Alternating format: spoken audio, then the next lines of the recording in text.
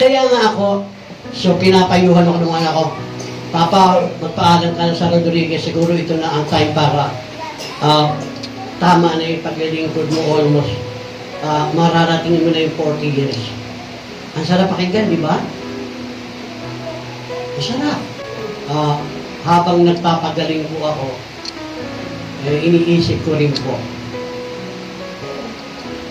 Kasi pag nasa bahay din ako, malayo ako sa inyo, okay, parang kaharap ko rin kayo lahat.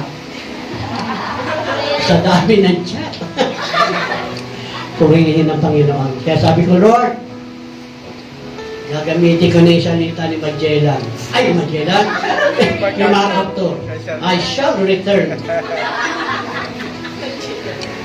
Kaya po, hindi pa ako napunta ito ng Sabado kasi may medication pa po ako. Ang medication po kasi hindi tablets. Drugs. Dapat po nakahiga ako.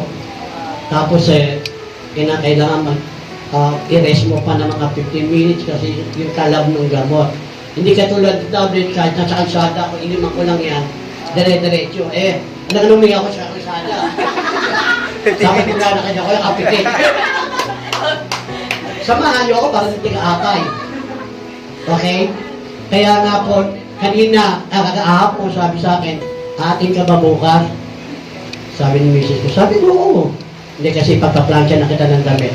Nasanay? Diba? Nasanay, walang ate. Okay? So again, tandaan po natin yung mga pinag-aaralan natin. Ako, hindi ko pa masabing martir ako. Itinatry ko pa hanggang sa huli ng aking buhay. Kung ako tatanungin nyo, ayoko po kayong iwan.